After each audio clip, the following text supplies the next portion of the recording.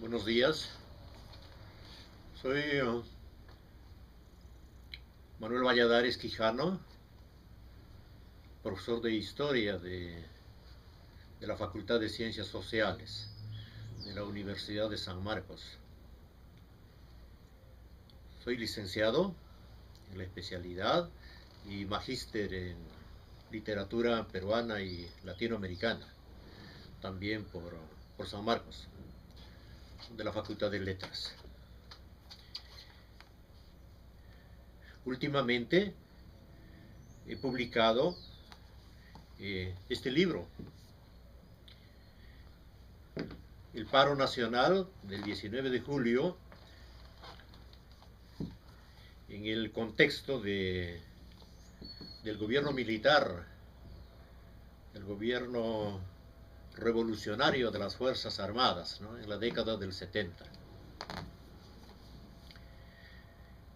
El paro nacional del 19 de julio de 1977 fue el primer acto de masas en el país, de un conjunto o de una serie de paros nacionales que se llevaron a cabo durante 10 años, entre 1977 y 1987. Por otro lado, el paro del 19 de julio fue el más amplio, el más intenso en todo el país, en todo el territorio nacional, organizado y dirigido por las organizaciones gremiales de la entonces clase obrera, de los trabajadores del país, sus sindicatos, sus federaciones, sus organizaciones mayores como la Confederación General de Trabajadores del Perú, la CGTP. Son estas organizaciones las que protagonizaron su organización y lograron convocar a todos los sectores populares.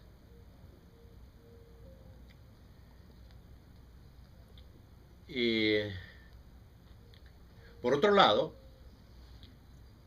este paro tuvo lugar en una época y en una coyuntura bastante singulares, por lo menos para el Perú. Se habían llevado a cabo un conjunto de reformas más o menos radicales en el país desde el golpe de Estado de 1968, de octubre de 1968, bajo la presidencia del general Juan Velasco Alvarado, quien fue derrocado en agosto de 1975. Es decir, bajo su presidencia, 7 años de reformas radicales en el Perú, como la reforma agraria, de una serie de nacionalizaciones de empresas que estaban bajo el control del capital internacional, como la Brea y Pariñas, como los yacimientos mineros del centro del país.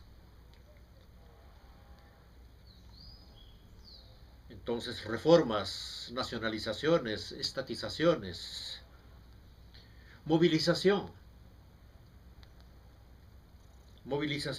en función de esas realizaciones de sectores populares significativas del país.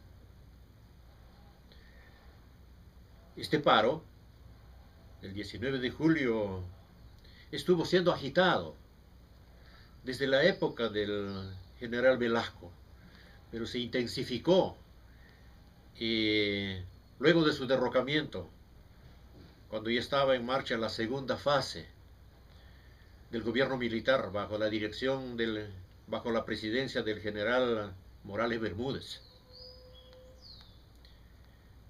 quien era acusado, denunciado de haber paralizado el proceso de reformas y de nacionalizaciones y de estatizaciones, de estar acaudillando una especie de contrarreforma, de contención y de parálisis. Otro aspecto, otro factor,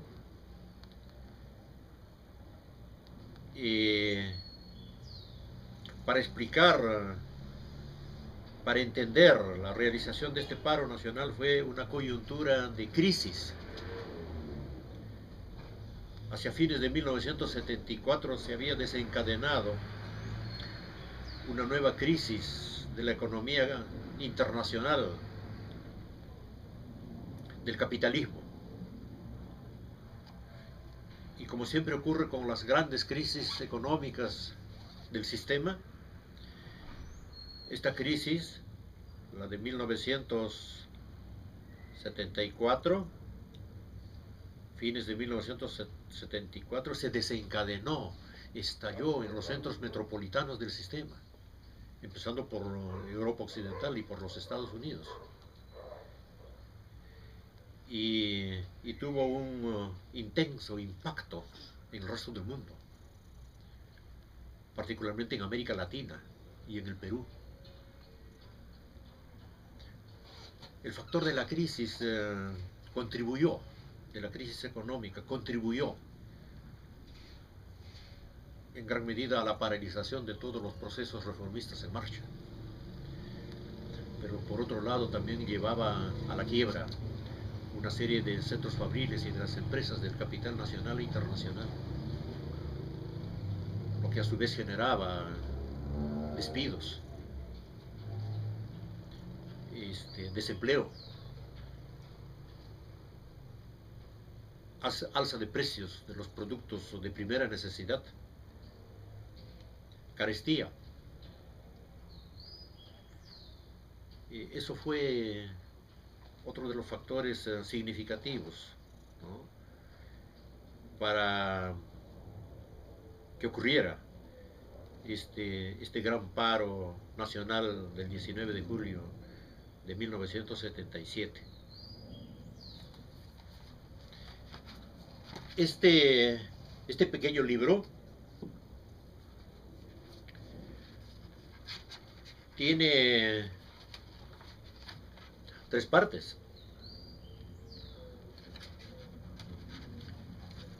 La primera y la tercera parte más o menos breves. La segunda parte es la más amplia y la más densa porque presenta la crónica de los acontecimientos en el transcurso de unos meses que terminaron desembocando precisamente en ese paro nacional. Una crónica de los acontecimientos sindicales, políticos en todo el país durante el mes de junio y toda la primera quincena del mes de julio. En esta crónica se presentan los conflictos y las confrontaciones entre los diversos movimientos y partidos políticos de la época. Partidos tradicionales y significativos en esa época como el APRA, Acción Popular, el Partido Popular Cristiano, presionando al gobierno militar para que declare la retirada de los militares a su cuartel y la realización de elecciones generales para el retorno de la democracia. Democracia en el pensamiento y en el lenguaje de esos partidos y de su liderazgo. Y por otro lado existía la llamada nueva izquierda o izquierda revolucionaria, que que tenía en el país numerosas agrupaciones y partidos, dice, ¿no? Agrupaciones, partidos, movimientos de izquierda revolucionaria. De alguna manera estaban viviendo su apogeo en la década del 70 y estaban en oposición al conjunto del gobierno militar, pero en especial a la de la segunda fase del general Morales Bermúdez. Otra corriente, también de izquierda, pero más reformista que revolucionaria, estaba representado por el viejo Partido Comunista Peruano, identificada con la Unión Soviética y con su historia, que no planteaba, que no buscaba ninguna revolución en ningún lugar del mundo, como cualquier otro partido prosoviético de la época. Sin embargo, durante décadas habían ido conquistando en instancias de dirección del movimiento obrero y del movimiento popular. En ese sentido, el viejo Partido Comunista Peruano de orientación soviética había contribuido a la refundación de la Confederación General de Trabajadores del Perú, CGTP, la que se puso en marcha precisamente a partir de 1968. Casi 10 años después, en 1977, era la principal central de trabajadores del país y fue la que ejerció la hegemonía de la dirección sindical y en cierto modo de la dirección política de este paro nacional. ¿Podemos interrumpir?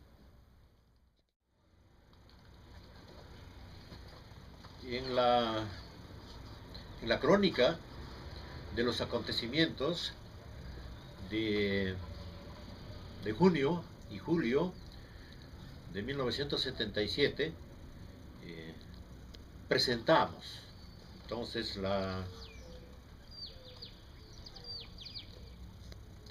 imágenes de los conflictos y de la confrontación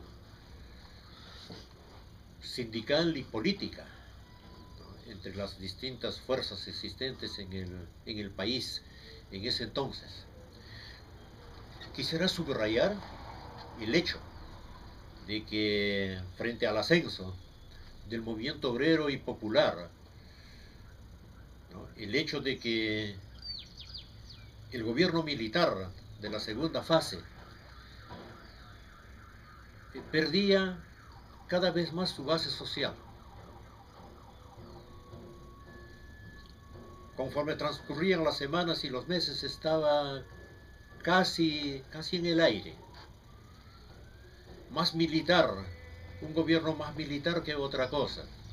En esas circunstancias, partidos como el APRA, como Acción Popular, como el PPC y toda la derecha, ¿no?, presionan, plantean, exigen elecciones generales para el retorno a la democracia. Particularmente el supremo jefe del APRA, que era Víctor Raúl Haya de la Torre, fue mucho más preciso. Elecciones para una asamblea constituyente, en la que se recoja y se legalice las realizaciones reformistas en la época del velasquismo. 7 años de realizaciones reformistas, nacionalistas y antioligárquicas. El APRA y Haya de la Torre lo pedían porque ellos pensaban que esas realizaciones habían tenido su antecedente en el programa primigenio del APRA de los años 30 y de los años 40, y que los militares no habían inventado nada nuevo, sino que habían llevado a la práctica el programa y el proyecto antioligárquico y democrático nacional del partido aprista. En cierto modo era verdad, ¿no?, para cualquiera que conozca relativamente la historia peruana contemporánea. En cierto modo era así.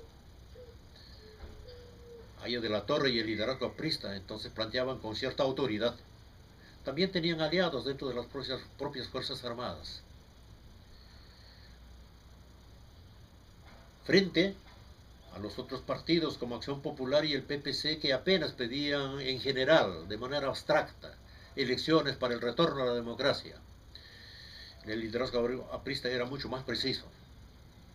Finalmente, el propio presidente Morales Bermúdez y todo su gobierno tuvieron que admitir esta propuesta, esta salida, este camino. Mientras tanto, las otras direcciones, de izquierda radical y de izquierda moderada, absolutamente todos, apenas y solamente planteaban apoyo al paro nacional. Participaban de manera activa todas las agrupaciones, todos los partidos, en el impulso, en los preparativos del paro nacional en Lima, en los departamentos y en las provincias, pero sin ninguna propuesta sobre el problema del poder. A ninguno de ellos se les ocurría pronunciar la palabra elecciones, ¿no? En su vocabulario y en su pensamiento era una palabra prohibida. No pidieron, no plantearon como alternativa al gobierno militar. Bueno, tampoco plantearon la revolución peruana. La palabra revolución y conquista del poder, que estaba en todos sus documentos, en todos sus escritos, en sus volantes, en sus folletos, en sus boletines, en sus discursos, en los mítines, durante años y años. Pero en el momento de agudización de los conflictos, como era 1977, no apareció de parte de estas organizaciones de izquierda, las radicales y las moderadas, ninguna propuesta en ese sentido. ¿Paro nacional para qué? Desde el punto de vista político, desde el punto de vista sindical, era un conjunto de reivindicaciones, ¿no? Reposición de despedidos, alza de sueldos, de salarios, ¿cierto? Democracia sindical, una serie de concesiones que el Estado debía dar a los trabajadores. Desde el punto de vista gremial, entonces la plataforma de lucha era suficiente, planteaba lo básico. La izquierda, que era parte del liderazgo político e ideológico de todo eso, en esas precisas circunstancias, no presenta ninguna fórmula. Viene el paro nacional.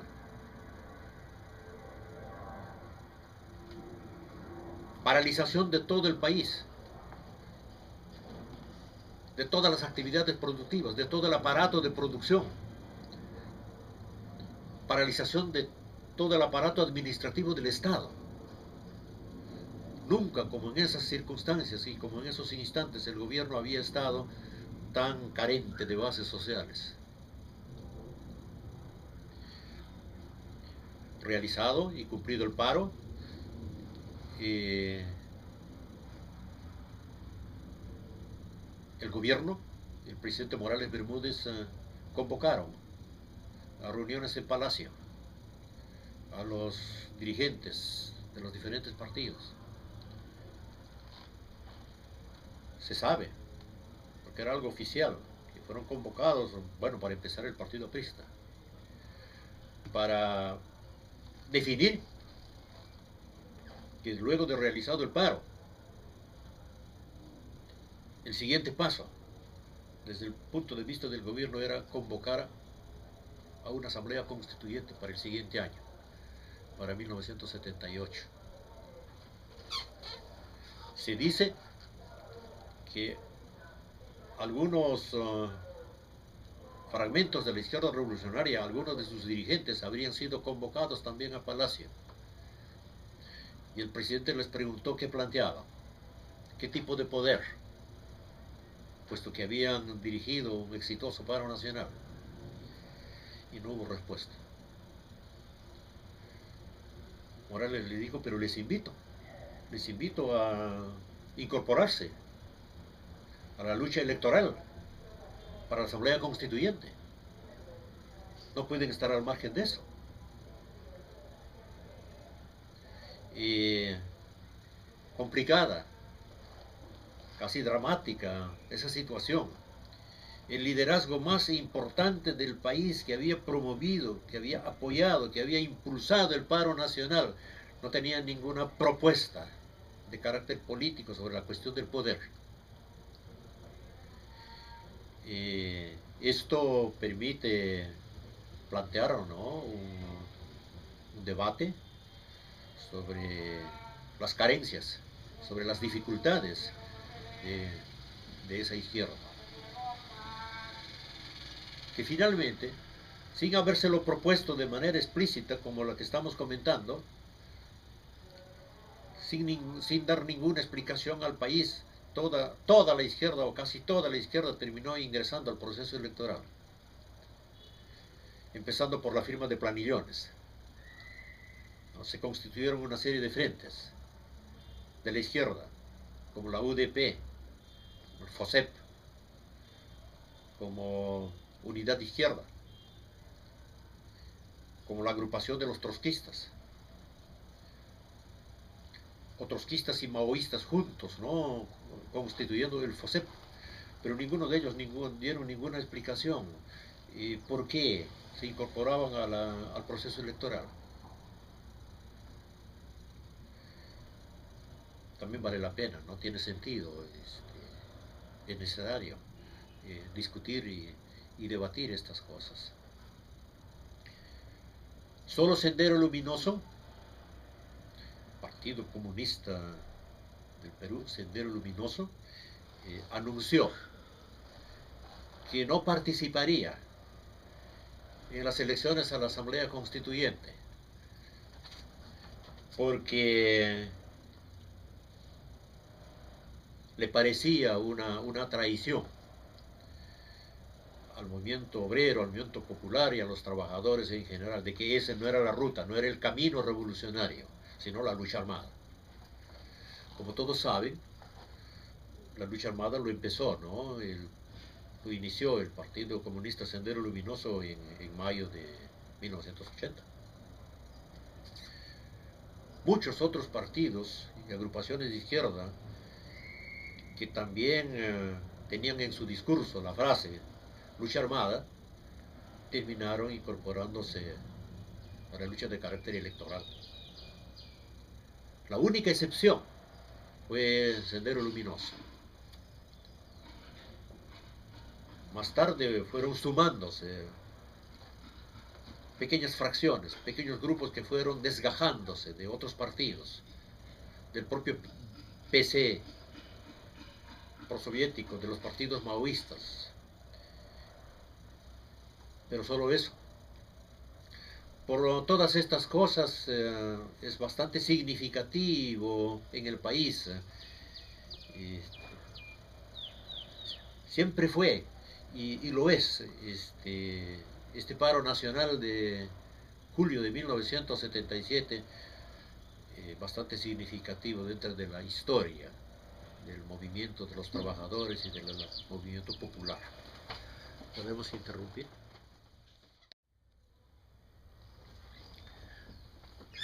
Algunos de los problemas que podrían explicar la ausencia de toda propuesta política sobre la cuestión del poder por parte de todas las organizaciones y agrupaciones de la izquierda revolucionaria y por parte del viejo Partido Comunista Peruano, inclusive de los fragmentos nacionalistas y antioligárquicos que habían acompañado al velasquismo y que fueron desalojados de Palacio y de otras instancias de poder, fueron desalojados por los golpistas, por el general Francisco Morales Bermúdez, entre ellos generales como Leonidas Rodríguez, como Maldonado, muchos otros, desalojados del poder En el transcurso de 1900, en el segundo semestre del 75 y en el transcurso del 76, llegaron a organizar su propio partido, ¿no? PSR, Partido Socialista Revolucionario, cuyo liderazgo estaba constituido naturalmente por esos propios militares, pero también por civiles que los habían acompañado durante 7 años, ¿no? A ellos y al general Velasco en el poder, incluido ellos, no solamente los partidos de izquierda revolucionaria y el viejo PC, no tenían ningún proyecto, ninguna propuesta, ningún programa sobre la cuestión del poder. Algunas de las razones podrían ser las siguientes. La década del 70, el campo socialista en general y los movimientos socialistas en particular a nivel mundial estaban atravesando una crisis que podemos resumir en una frase. El movimiento obrero y el movimiento popular, o los movimientos obreros y populares del mundo, estaban viviendo una crisis de dirección revolucionaria. Y era parte del debate internacional, de reuniones, de congresos, de asambleas, confrontaciones, debates, periódicos, revistas, ¿no? Que el mundo estaba viviendo una etapa muy grave de crisis de dirección revolucionaria. Y una de las sedes de esa crisis era la propia Unión Soviética, el Estado soviético, su gobierno, desde la época de Stalin y el stalinismo. El Partido Comunista Chino y el gobierno chino en el poder, con Mao a la cabeza, con Mao Zedong a la cabeza, anunció a todo el mundo de que declaraba el combate al poder de la Unión Soviética, acusándolo de revisionista y de social imperialista. Qué frases y qué lenguaje tan complicado y tan difícil, ¿no? Revisionista y social imperialista. No estaba dirigido obviamente a las masas, al público en general, sino a los familiarizados con las ideologías, con los debates, con los partidos. Bueno, pero era una acusación muy fuerte. Revisionista y social imperialista. Y el maoísmo, además, se reprodujo en diferentes lugares del mundo. Había una difusión del maoísmo, y en Europa una de sus sedes era Francia, y en América Latina era el Perú. El maoísmo había crecido desde mediados de los 60 hasta 1977 de manera muy significativa. En primer lugar en el movimiento universitario, en todas las universidades nacionales del país de ese entonces, empezando por San Marcos y por Bomanga. Maoísmo en el magisterio. El maoísmo conquistó la dirección hegemónica del magisterio nacional con el nombre de SUTEP desde 1971 y se mantiene hasta hoy. Es la dirección imbatible, vitalicia, desde 1971 hasta el 2013, ¿no?, en que estamos viviendo, el año en que ha sido publicado este libro. Maoísmo en la administración pública, maoísmo en diferentes sectores de la vida nacional. Y la confrontación entre moscovitas, revisionistas y maoístas en el Perú era bastante fuerte. Se acusaban mutuamente de ser contrarrevolucionarios. Pero, pasado tanto tiempo, podemos decir que esa confrontación revelaba la dimensión de la crisis de dirección revolucionaria de los trabajadores. Los unos pensaban que ellos eran la dirección y los otros de igual modo. Los maoístas pensaban que ellos eran la dirección. Entre esos dos movimientos aparecen diferentes grupos de la izquierda revolucionaria en América Latina y concretamente en el Perú. Y tratan de no identificarse con la Unión Soviética, tratan más bien de ser críticos. Aunque una crítica bastante moderada, comparado con la crítica que llevaban a cabo los disidentes en la propia Unión Soviética, al interior de Europa del Este y en Europa Occidental. Los disidentes producían revistas enteras, libros enteros, ¿no?, de crítica al burocratismo y de degeneración del marxismo, de crisis de dirección revolucionaria. Aquí en América Latina, en el Perú, la crítica era bastante moderada, casi tenue. Bueno, sin embargo, crítica, pero al mismo tiempo tampoco se identificaban con el maoísmo.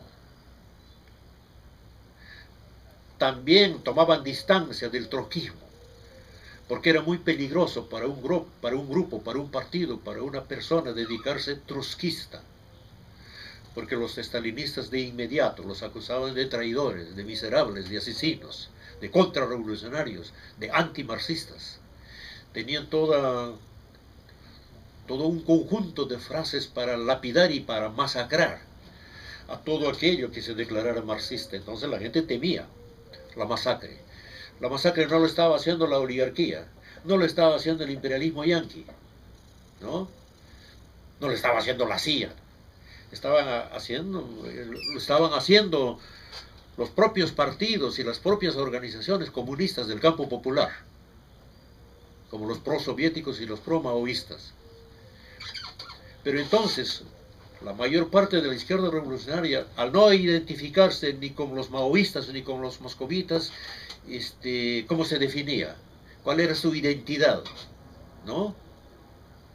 El no maoísta,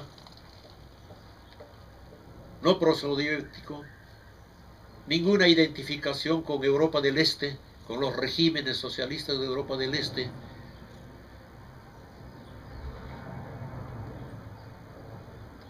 Tampoco mayor identificación con Cuba revolucionaria, con la proeza de Fidel Castro o del Che Guevara, tampoco. Todo esto revelaba, sin duda, la magnitud, la dimensión de la crisis de dirección revolucionaria. A pesar de eso, nadie en el mundo, y menos nosotros, aquí en el Perú, nos imaginamos de que poco después se derrumbaría la Unión Soviética.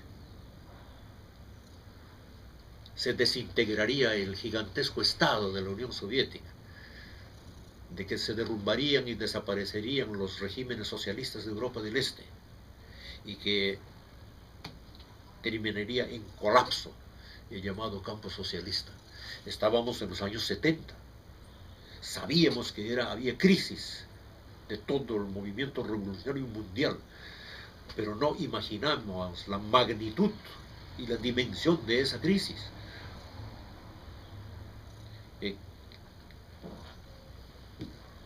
Que teóricos importantes en América Latina no pudieron llegar a imaginar tanto.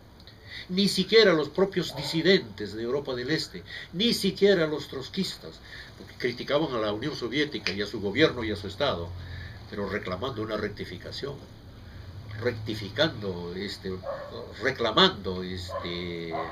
desburocratización, el retorno de los trabajadores y de los soviets al poder, pero nadie soñaba de que se desintegraría. Apenas transcurrido de 1977 al 87, 10 años, al 89, 12 años. El 12 años, fines de 1989, ¿cierto? Noviembre, caída del muro de Berlín. Es decir, caída del símbolo de poder del campo socialista. Del campo socialista que se reclamaba, ¿cierto?, la alternativa histórica del campo capitalista y del sistema capitalista. En otras palabras, el socialismo en el poder, con todas sus diferencias y todos sus matices, y el propio movimiento socialista internacional se había estado erosionando. Seguramente de manera mucho más intensa en la década del 70, venía desde más antes esa erosión. Se había estado erosionando. Toda la década del 70, nosotros no éramos plenamente conscientes, como decía, y la continuidad de esa erosión terminó con la caída del muro de Berlín y el colapso, ¿no?, de lo que se llama socialismo realmente existente. Seguramente los componentes de esta crisis estaban muy presentes en América Latina y en el Perú, y toda la izquierda revolucionaria no era plenamente consciente y en cierto modo se cohibía de plantear de manera más precisa el problema del poder, salvo en términos generales. La revolución socialista, unos, otros, revolución democrático nacional, otros, revolución en dos etapas, primera etapa democrático nacional y segunda etapa revolución socialista. Pero eso son generalidades, esa es doctrina. Finalmente quisiera decir que en las entrañas de esta crisis de dirección, había un gigantesco problema. Era el dogmatismo. El dogmatismo en el campo marxista, y en el dogmatismo en el campo socialista revolucionario en general. Ahora lo dicen muchos, todos los investigadores, los estudiosos de todas estas experiencias, lo dicen de manera enfática, que el marxismo y el socialismo en general habían dejado de producir teoría, habían dejado de investigar la realidad histórica y de construir pensamiento teórico. Y eso es verdad.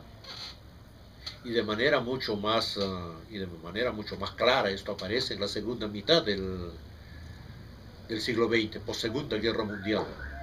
Los momentos más dramáticos de dogmatismo son las últimas décadas, ¿no? La década del 60, del 70 y del 80. Esta acusación de revisionismo, la otra acusación de social imperialismo, etc., son frases, son ropajes del dogmatismo. Pero no había ningún pensamiento teórico que estuviera desfilando, ¿cierto?, entre toda esa fraseología. En América Latina y particularmente en el Perú,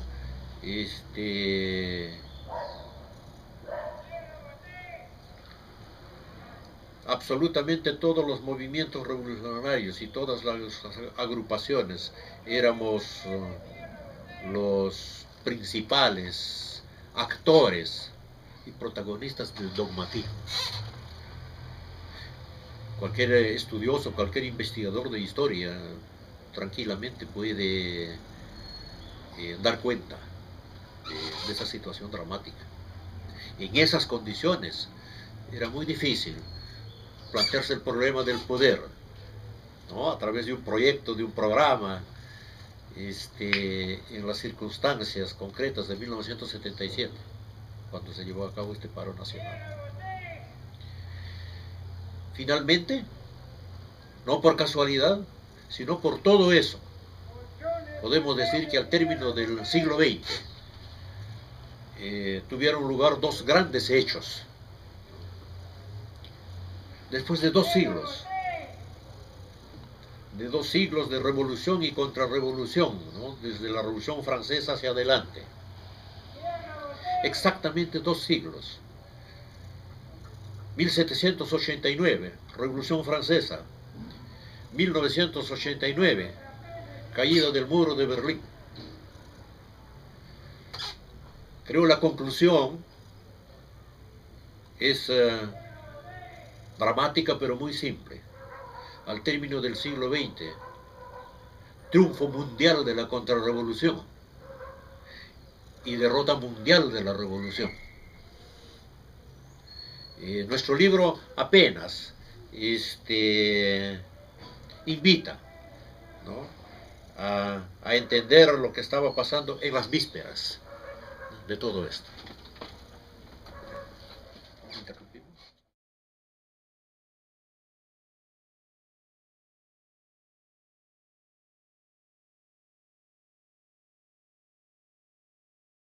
Más o menos radicales en el país desde el golpe de Estado de 1968, de octubre de 1968, bajo la presidencia del general Juan Velasco Alvarado, quien fue derrocado en agosto de 1975. Es decir, bajo su presidencia, 7 años de reformas radicales en el Perú, como la reforma agraria, de una serie de nacionalizaciones de empresas que estaban bajo el control del capital internacional, como la Brea y Pariñas, como los yacimientos mineros del centro del país. Entonces, reformaciones mayores como la Confederación General de Trabajadores del Perú, la CGTP, son estas organizaciones las que protagonizaron su organización y lograron convocar a todos los sectores populares.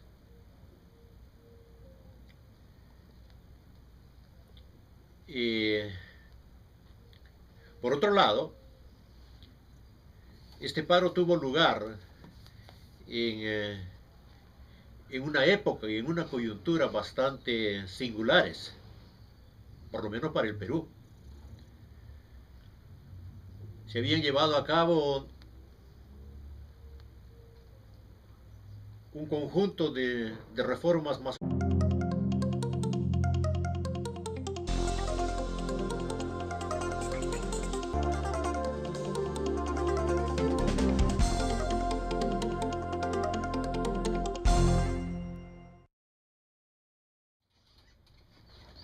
Buenos días, soy Manuel Valladares Quijano, profesor de Historia de la Facultad de Ciencias Sociales de la Universidad de San Marcos. Soy licenciado en la especialidad y magíster en literatura peruana y latinoamericana, también por San Marcos, de la Facultad de Letras. Últimamente, durante 10 años, entre 1977 y 1987. Por otro lado, el paro del 19 de julio fue el más amplio, el más intenso en todo el país, en todo el territorio nacional, organizado y dirigido por las organizaciones gremiales de la entonces clase obrera, de los trabajadores del país, sus sindicatos, sus federaciones, sus organizaciones. He publicado este libro, El paro nacional del 19 de julio, en el contexto del gobierno militar, el gobierno revolucionario de las Fuerzas Armadas, ¿no?, en la década del 70. El paro nacional del 19 de julio de 1977 fue el primer acto de masas en el país, de un conjunto o de una serie de paros nacionales que se llevaron a cabo